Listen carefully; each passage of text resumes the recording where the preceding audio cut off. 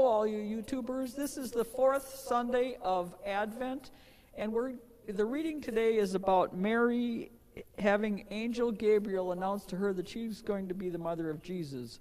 We want to talk about Mary's fiat, her yes. What prepared her to give such absolute trust to God? I want to talk about her Jewish background. They came from a long line of God's intervention in their lives. Adam and Eve was tempted, she gave in, she didn't do so well, and hence original sin. And then from there, Abraham and the entire Jewish history had their ups and downs. So Mary saw and was really educated in the Jewish culture and how God was active in their lives. She lived at a time when the Roman Empire was oppressing them. She was only 15. She grew up in a time when the Romans were really, really dominating their culture. Usually at that time, people really have to have faith in God, and that was her whole culture. But all of a sudden, the angel Gabriel appeared to her at 15. She probably had never seen an angel before, and she was scared, and yet she said yes.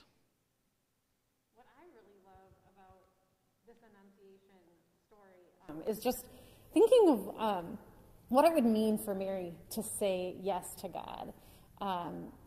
And a lot of times we like to think like, okay, well, she knew that she was going to have the Son of God, but as we know as parents, just because you are joyfully accepting something doesn't mean that you know what's coming next, right?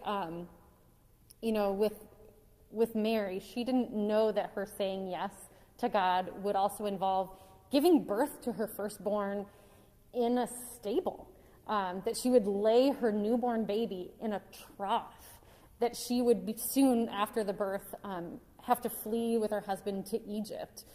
She didn't know that she would see her son die a horrible death, and yet she knew that if she said yes to God, despite any of the suffering that might come with it, that she had a part to play in this great plan.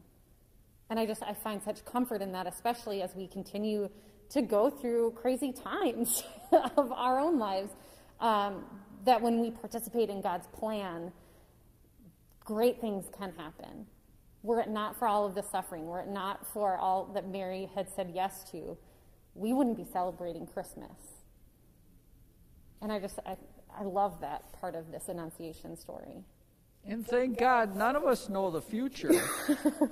And so hopefully Mary's our model, and we can say, yes, let it be done to us. And God, take care of us as we live your life out here. God is with us. Well, and you bring up the words, God is with us, which is what Emmanuel means. And we often tie that word to the birth of Christ, right? That God is now with us through Jesus. And in actuality, Emmanuel is right now. God is with us in this moment. God is writing his story through our own flesh and blood. We are all partaking in Emmanuel. God is with us today.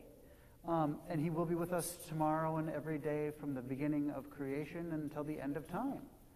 And so when we're talking about pointing ourselves toward this Christmas narrative, yes, God is with us in fully God, fully human Jesus, but it's also understanding that as we've prepared and as we've looked at the ways in which God rejoices in creation and the way he works with us, that we are experiencing the greater sense of what Emmanuel means. And, you know, our history as a Catholic community, Jesus died for us. We know the end of the story. And we have 2,000 years of a tradition that's built upon the church that Jesus founded. And they had ups and downs. After Jesus was crucified, they had martyrs. They were persecuted. And yet we have this faith that we can receive him. He gave us this gift that we can receive him at Mass, and he's with us. He's literally with us. And then we go out and give the presence of Jesus to those we meet by loving them like he taught us to do. And that's done through an acts of solidarity, by reaching across all things that divide us and binding together to show that God is with us. That's, I think, one of the key things that today in this pandemic and with all the craziness that our world is enduring right now, to unite ourselves in the action that we know God is with us and will help us get through all of this and help us celebrate our celebration of the Nativity and all of these things in a much more present way. And that's why he came, so that he could be with us, and we can bring each other home to heaven someday at the end of the world.